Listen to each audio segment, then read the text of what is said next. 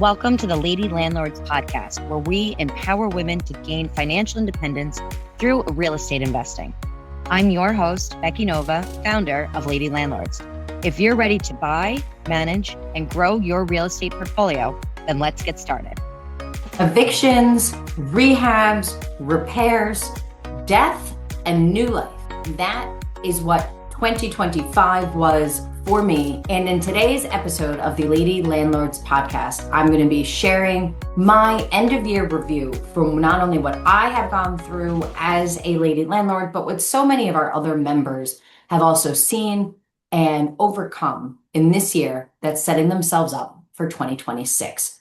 Thank you very much for joining me today. My goal here is really just to share a little bit about my own real 2025. I've been doing this as the last podcast of the year for quite a few years here on our Lady Landlords podcast. And it's something that has been just really great. I've enjoyed really reflecting on what I've been through. Even preparing for this episode, I was thinking like, oh my God, I can't believe that happened, or I totally forgot that happened, or wow, this other situation popped up that I didn't even have, the energy to deal with that or remember that, and just totally block that out. So I encourage you to do that. And I'm going to give you a little exercise at the end of this episode on how you can also do a little bit of your end of year review as well. I think that's always really important because we get to be able to realize that it's not just the highlight reel that we're seeing on Instagram. Life is real, and it's not just all about the great things that we see when we open up Instagram or maybe even the Lady Landlords Facebook group.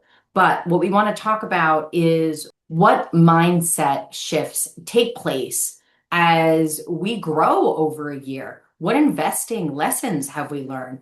What do we now want to do more of in the new year and less of? And give ourselves the ability to look back on what we've overcome and say, I'm really proud of what I have done, or hey, I'm not proud, and how am I going to change that? So that's what we're all going to get out of today's episode here. But just to kind of share a little bit about where I was coming into 2025. For me, at the beginning of 2025, I was down in the Dominican Republic as I usually am for winter. I was in my happy place down at my home in Punta Cana, and I was really looking forward to a brand new year. That was the space that I came into. We had gone through an eviction, and that we had just gotten wrapped up at the end of 2024. It was what I had considered one of our worst tenants we've ever had. She was a Section 8 tenant that we had that just was not following any of the rules. There was just activity going on in the property that for a multifamily, we absolutely could not allow. But even if it was a single family, there were just things that were just inappropriate, and we had to move forward with that. We felt like we were taking a big financial hit from that. It was taking up a lot of our time. I was so happy when that got wrapped up actually in December of 2024. And that was months of that year. And I was so happy to see that gone. We were renovating that apartment.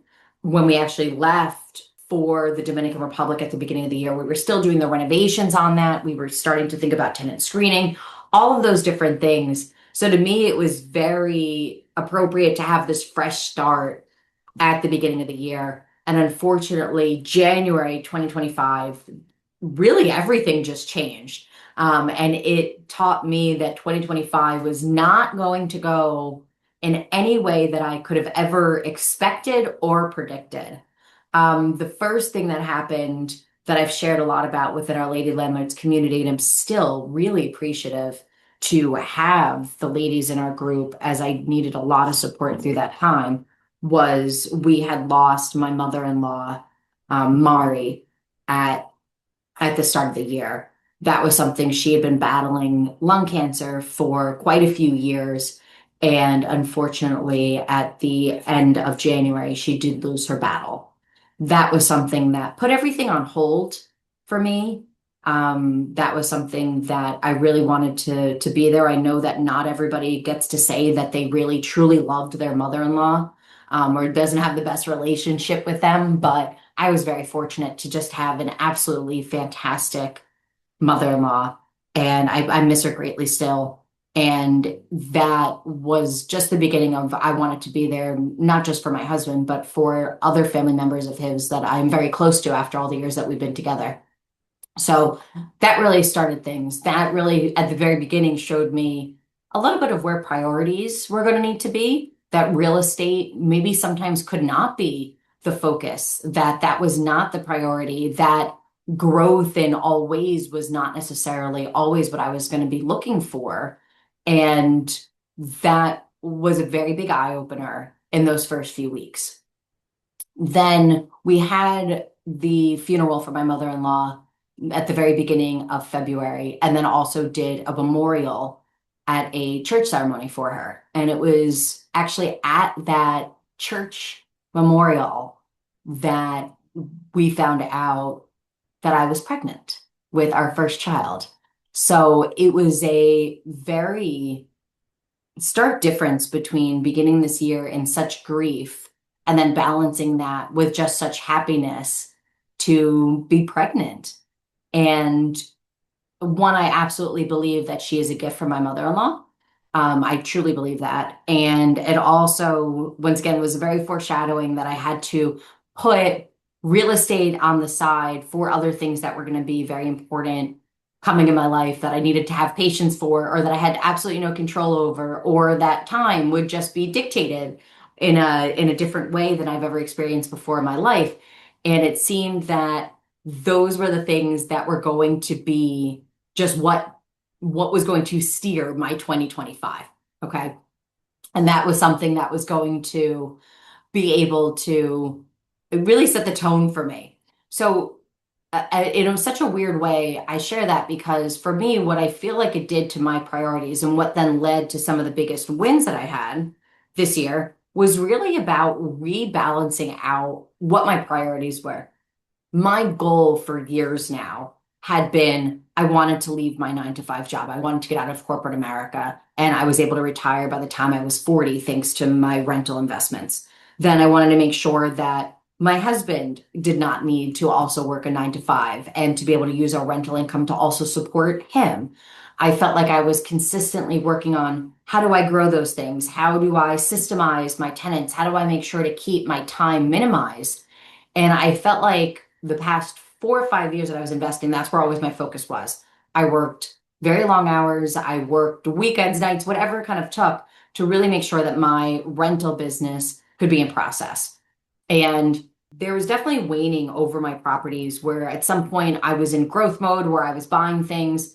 In 2023 alone, I spent over $500,000 of my own personal money to be able to invest in properties. I had bought multiple properties that year. There were other years that I was doing multiple rehabs. I think in 2024, I did 3 or 4 different rehabs, where it was just always on the go and always needing to push and grow. And I felt like this year really allowed that work to be seen. And I felt it was the first time I really got to test a lot of my processes.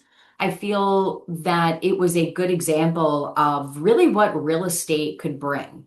And here's what I mean by that. So at the beginning, yes, you have to put in the work, right? I feel like when people talk about rental properties being passive, I'm sorry, but that is a complete lie. That is just not how this works. And I feel like for the first few years, it was something that I really had to put the time in. Anytime we had a problem, a maintenance call, an issue with the property, it was always, how do I systemize this? How can I make this problem not be a problem next time, or at least how can I make it not to be such a big problem next time? And I felt like that was where a lot of my focus was. And at times it was overwhelming. And at times I felt like I couldn't solve things.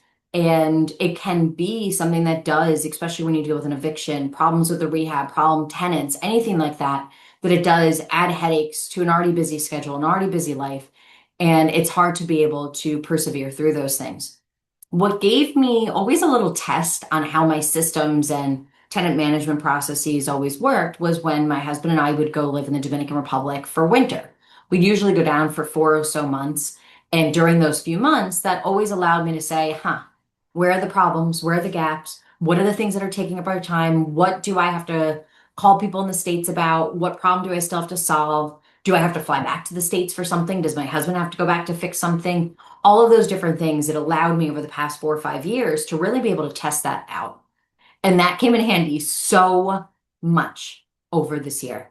The reason for that is because now, dealing with the loss of my mother-in-law, my husband and I were able to take time off to be able to be there. And I need to give a little shout out to my husband Emilio because he stepped up for his family. He took care of funeral arrangements and travel arrangements and making sure that everybody was taken care of and let everybody else cry on his shoulder as he was also grieving as well. And it's interesting to think that you could fall in love with somebody a little bit more than you already love them. But I feel like that's what I experienced at the beginning of this year, just seeing how well my husband did managing everything else while also having his own grief and his own processing that he needed to do with the loss of his mother. But how that relates to real estate is we were allowed to have that time and that space thanks to real estate. Within that, moving forward that year, I gotta say, this was the year of just problem after problem. There were just such odd things that popped up in 2025. And what really came back to me as the win was I was so happy that what we had already built was put in place. So that way, when we had an issue, we only had to deal with the issue. And I say this because I harp a lot in Lady Landlords about systemizing things and putting processes into place. That comes from my background in corporate America. I've worked in cancer research for many years, for about 15 years, and systems efficiency was something that I was really big on. I hated when a hospital, when I was like, why are we doing, you know, a ACB? And I was like, why can't we just make this more efficient? And I hated when I would get an answer from a hospital that was like, well, this is the way we've always done it. I'm like, cool, that's great that you've always been inefficient. But why don't we make a chance and change this to actually be efficient? And I feel like that's something that so many people can really do within their rental businesses that can make all of a difference when it comes to this business. And I also always tell our inner circle members and Lady Landlords that before we scale, before we grow, before we buy more properties and start adding more fuel to a fire, we need to make sure that the things that we already own are running as smoothly as possible. Okay. And once again, for me, 2025 was actually a test of how that worked. We had a lot of turnover this year. I actually had one tenant that had been with us for 2, 3 years, I think. And one day I just got a text message from him and he was just said, hey, I left the keys on the counter and locked the door. And I was kind of like, for what? And he was like, oh, I moved out today. Okay. He was always communicated well. He was a great tenant, paid early every month. It was fantastic. And then just he ended up moving and breaking his lease and didn't even inform us of these things. I get that. We had another long-term tenant that she moved out and we had to do a rehab on her unit. And unfortunately, we had to go through a situation where a security deposit was not going to be returned in full. And it's difficult when you have that relationship with a tenant for so many years. We had to do multiple rehabs from the Dominican Republic. I felt like most of the time, almost the entire time that we were there, actually, I think we were doing rehabs in some capacity. We then had to find a lot of new tenants this year. I remember screening tenants, and if they weren't a fit for one of the units that we had, it was kind of a blessing in disguise, but I was able to say, hey, I think in another month I'm going to have a better fit for you. And I almost kind of got people lined up for the next unit because I knew that we were going to be having more units come available. And I knew that we were going to have other rehabs that were going to be finishing up. So there was a very big shift in that. So I'm really happy that I had systems in place to deal with then my existing tenants, how rent collection was going, what was happening with maintenance requests, what was happening with the screening process. So that way I was really able to juggle all of these different priorities and really focus on the thing that was at hand rather than just the regular standard things that we have to do as landlords. The other thing that kind of got thrown in here was with being pregnant, my husband and I had actually been looking to move to a new property for ourselves. We'd actually been looking for years. We had no idea where we were going to go. We even got to a point where we told like our realtor, like, we don't even need you to set up showings. We're just going to go look at some open houses because we needed to see areas. We had no idea where we wanted to move. And that was something that we just didn't want to waste somebody's time when we didn't know if we wanted to stay in Westchester County, New York, if we wanted to move to Connecticut, if we wanted to move upstate, what that was going to look like. Once we got pregnant, that solved the problem there. I wanted to be right as close as I could to where my mother lived. I wanted to plug into grandma daycare, aka free babysitting. So we knew exactly where we were going once we got pregnant. But as many of you were with me over this summer in Lady Landlords, I talked a lot about our unicorn property that we found. We spent thousands of dollars on and then lost. And that was ended up becoming a bit of a legal battle as well. Then we ended up finding a new property that I have come to love over this year. But we had major renovations that needed to be done on that property. And it was very much the peeling of an onion where we kept finding more and more things as we were going through that property. We had, some of you, if you have been with me earlier this year too, might remember the pipe debacle where we found out that one of our properties that is a row house, so attached to properties next to it, had an issue with a pipe, which I will go into that story in a minute when we start talking about the hardest moments. But there were so many things that popped up along the way. And then, really, the biggest change, and what I still consider my biggest win, was the birth of our newest little lady landlord, my daughter, Eve, who was born in October, and then getting to really design my own maternity leave. Like I said, worked in the medical field for almost 15 years, and I would have gotten just a few weeks off. And I could not imagine now, where Eve is what, 7, almost 8 weeks old. I could not imagine being back at work right now. And I understand that that is the reality of so many women of what they have to go through. And I'm really happy that I'm in a position where, one, not only that I can physically breastfeed, but that I can exclusively breastfeed my daughter and be there kind of as a boob on demand, if you will. But I'm happy to be able to spend that time with her and put her to bed and have those contact naps and see my husband step into his role as a father. And really, we are living, both of us. My husband is also off, and we are both home. Some days, a little too much home and a little too much closeness, but we are both able to be home with our daughter during these moments that we're never going to get back. She's never going to be this age. I would say she would never be this small again, but as some of you may know, she was not exactly a small baby. So I feel a little funny saying that. But my biggest win is really all of that work that we had done, all of the struggles, all of the things that were late nights or that were weekends or that were scrimping to save or that we said no to things because our priorities were to build our rental portfolio and improve our rental portfolio, improve our systems, really are all paying off now as we are home in this cold, in this holiday season. And we get to spend that with the greatest gift of our lives, which is our daughter here. So that hands down is absolutely my biggest win, and I do not at all regret giving up the brunch with the girls because I had to deal with my rental property or because I was looking to save money or not going to that birthday party and all those little things that I had to say no to. Honestly, when I just look at her face, it really reminds me that those decisions, those choices that I made absolutely paid off, and our rental properties are behaving and performing in just the way that we had really, really wanted, anticipated, and planned for and strategized for. And that really is a point that I'm going to come back to in a few minutes here. The hardest parts of this year, I would say, would probably be just dealing with some of the new unpredictable stuff. And listen, I don't think any of my hard moments from this year were things that nobody else handles as a landlord. Once again, it was interesting going through the rehab on our newest property. That was one of the biggest rehabs that we had ever taken on.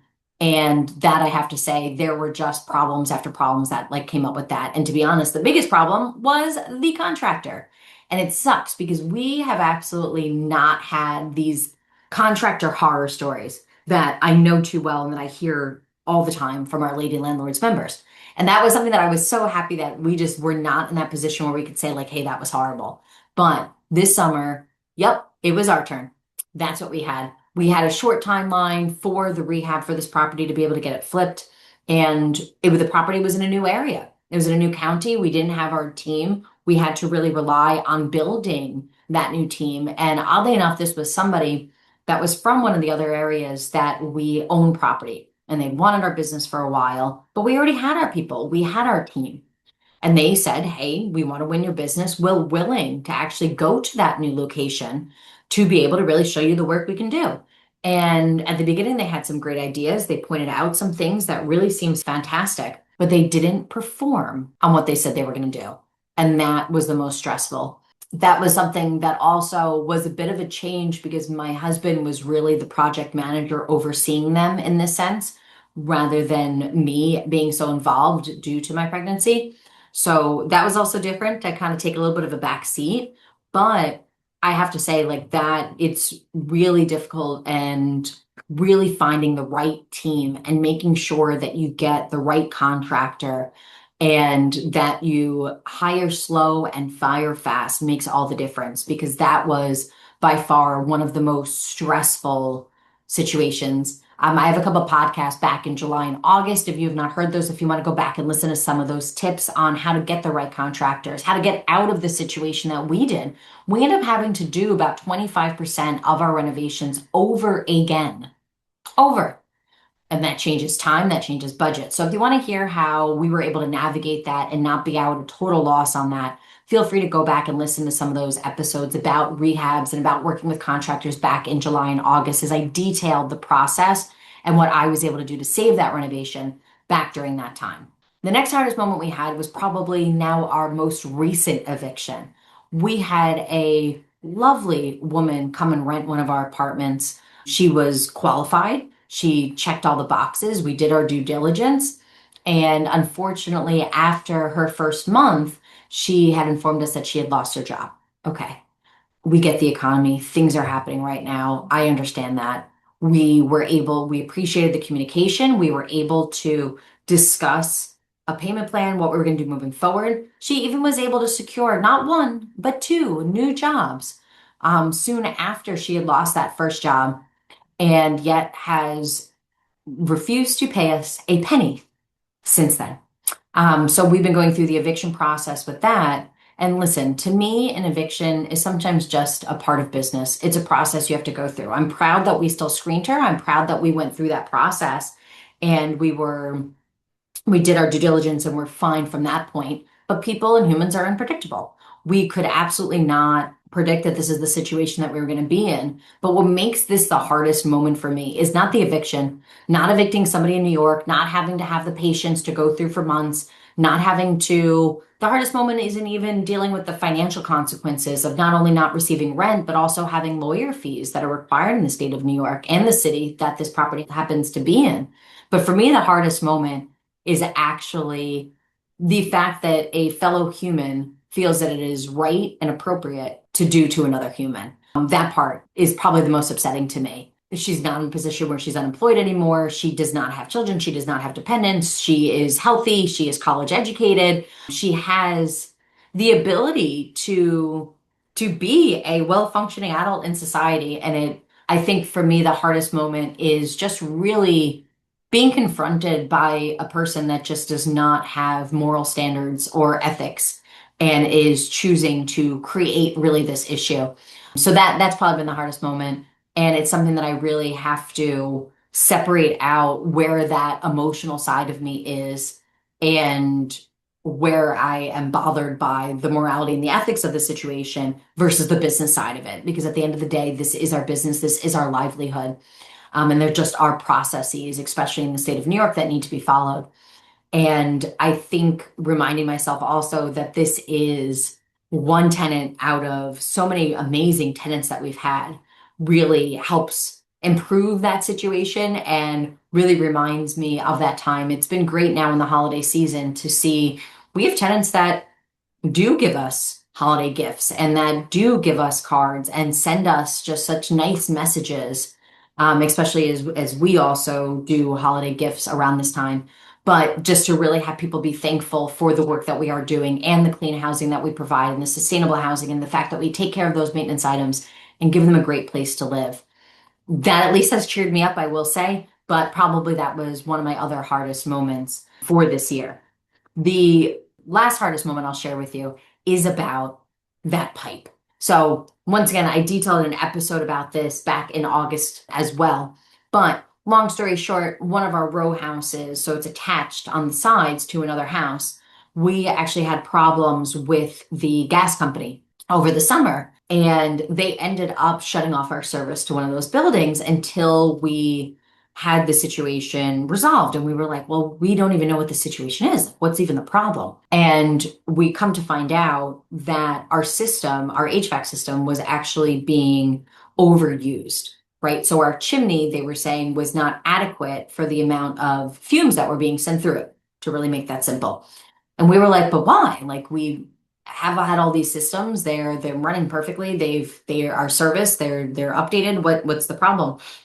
We come to find out that the neighbor had actually broken through from his house to our house and connected utilities through then our property and were then using our chimney for his ventilation. And that's overloading now our system. So now he's perfectly fine. His tenants have no issues, but now our tenants don't have gas. We were very fortunate that it was hot at that period of time, so we didn't have to worry about heat. And also, we didn't have hot water, and our tenants were very understanding of that. And once again, it was a little bit of a heat wave then, so nobody was even complaining about not getting a hot shower for the few days it took us to get this resolved.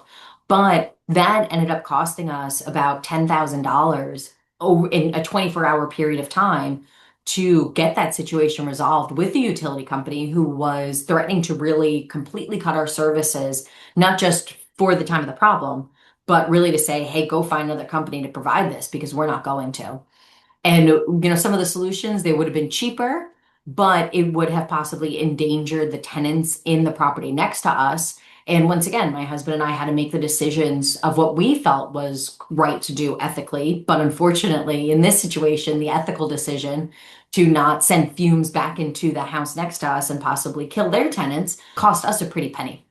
We are very fortunate that the new owner of that property is working with us on the costs, and that still unresolved as of this time of the recording, but I do feel very positive that that situation will be resolved.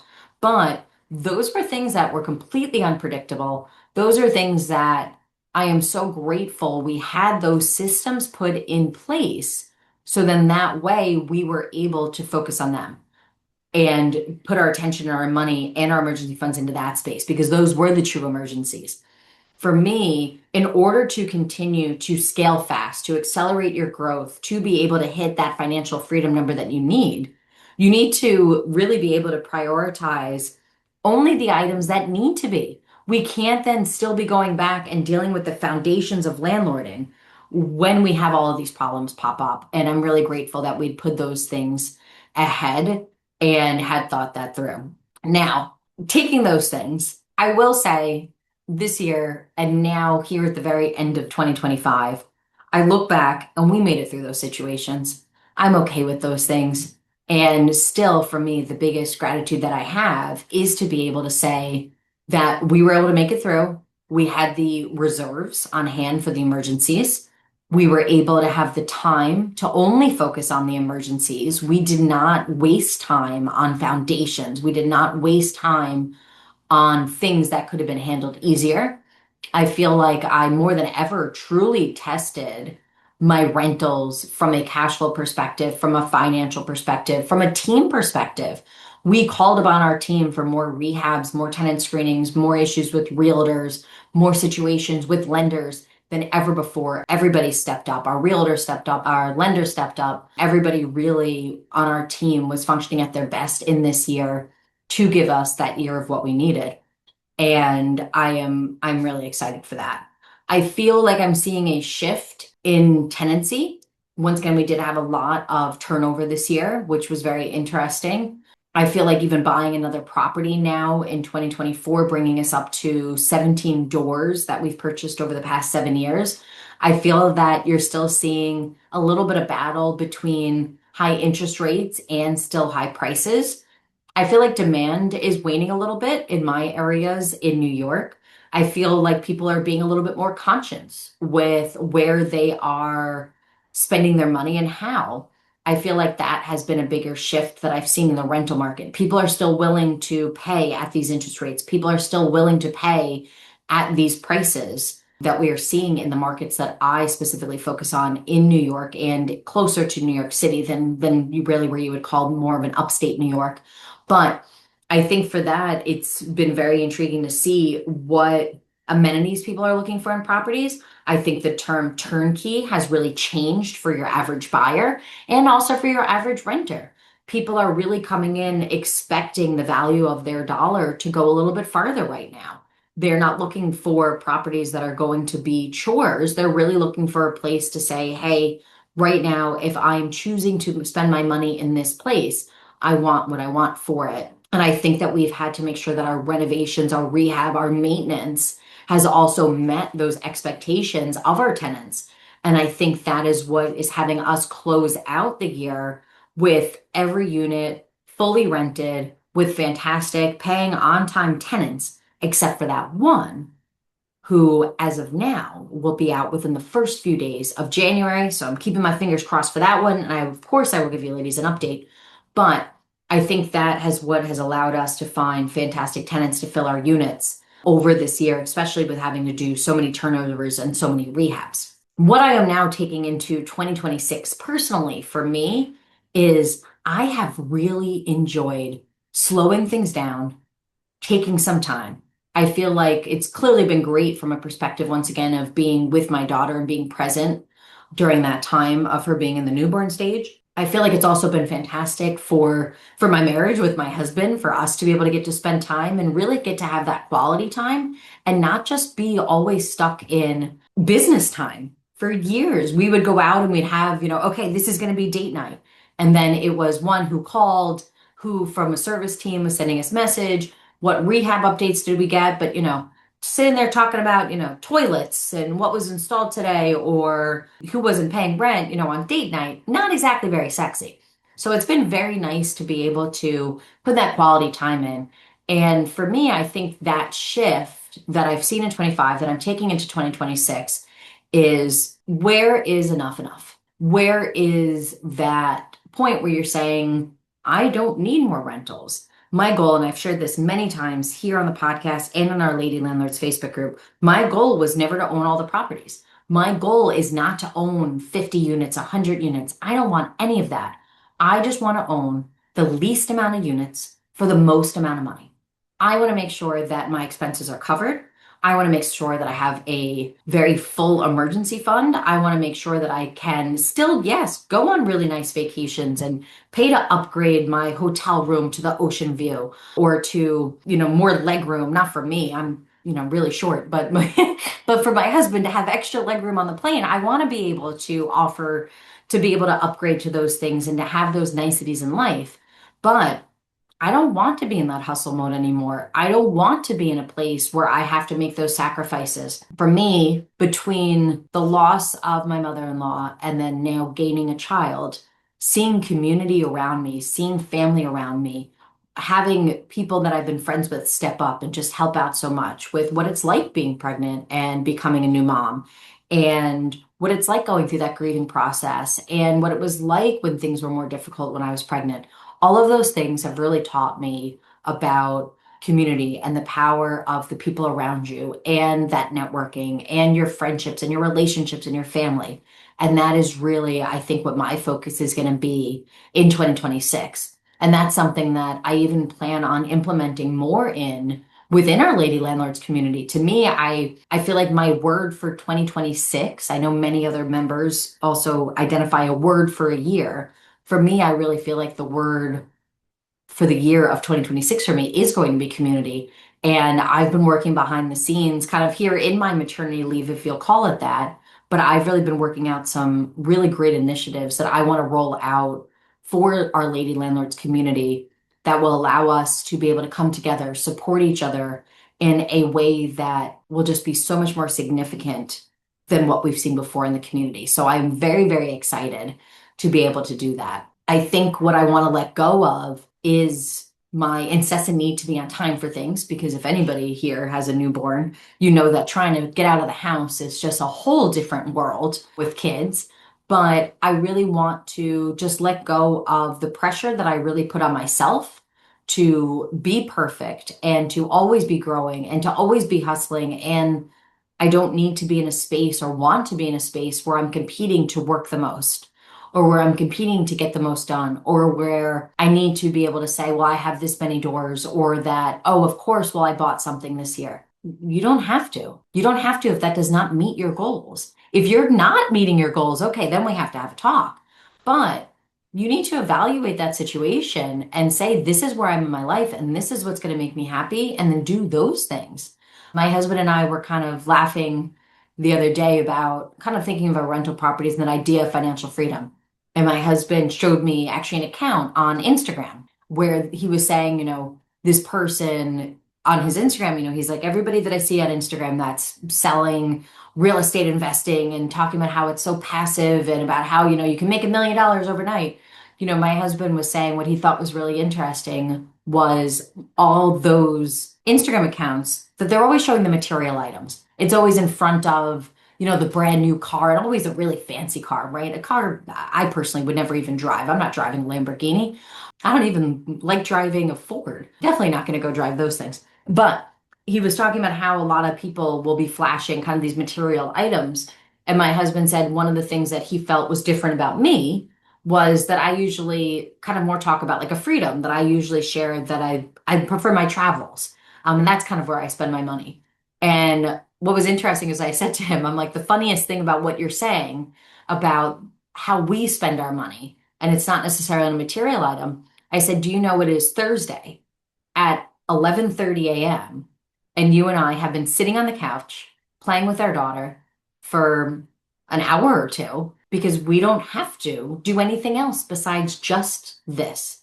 And I said, that to me is the freedom. That to me was what we've been building for 7 years. That to me was what my personal goal was. That's what I wanted to get to. And we got here.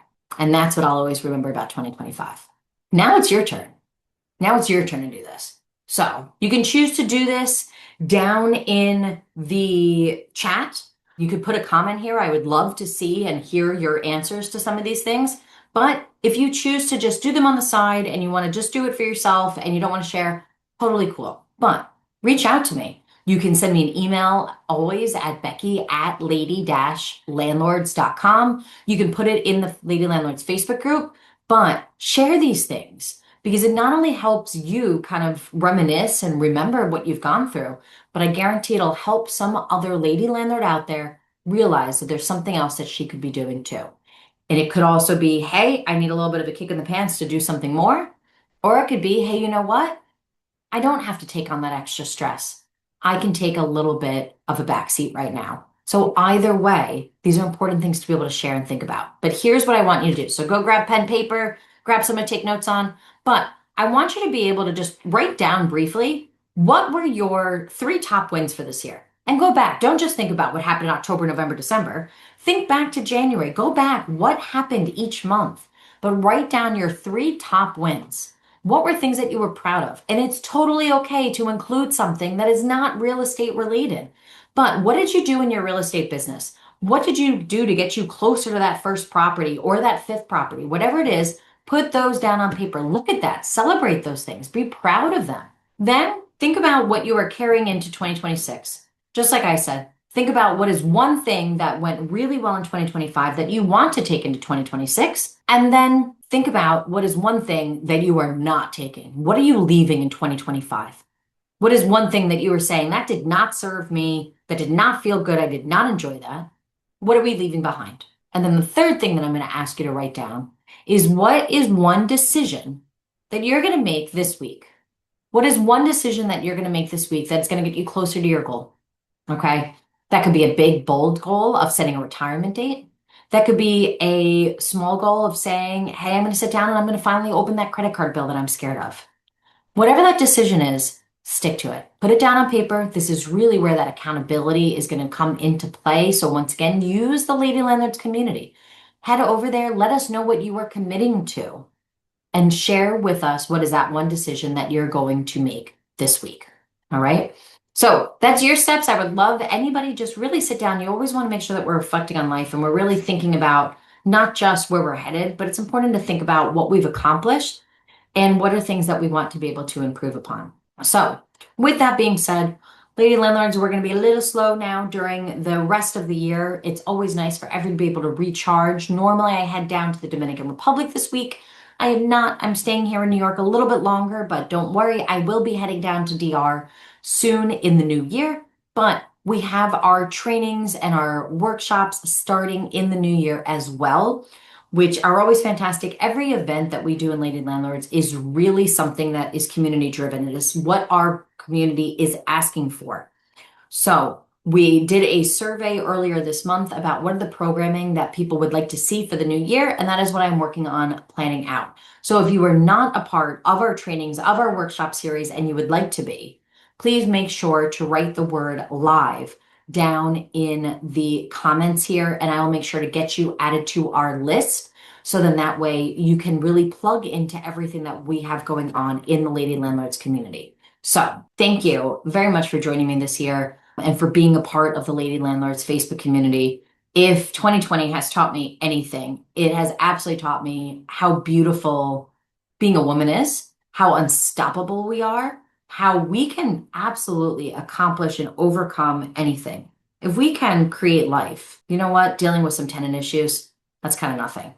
But what I will say is as we move into 2026, you're going to realize even more than now that you are absolutely not alone in the Lady Landlords community, and that you have over 55,000 women that have your back, that are out here balancing family, jobs, responsibilities, whatever it may be, in addition to really going after their goal. And I'm looking forward to getting to know you better, being able to support your goal and helping you grow to whatever dream life you have. And I hope that's what we get to talk about next year as we close out 2026. So thank you for joining me for today for the 2025 end of year review. Please make sure to hit that subscribe button so you do not miss the next episode of the Lady Landlords podcast. We release new episodes every single Tuesday.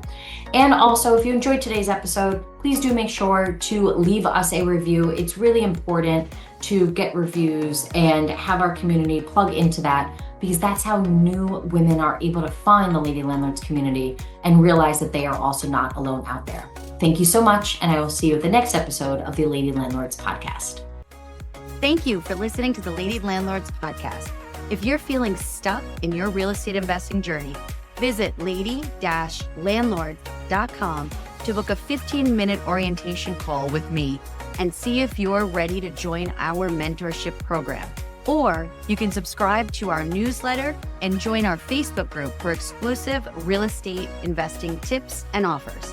Invest with confidence. Become a Lady Landlord today.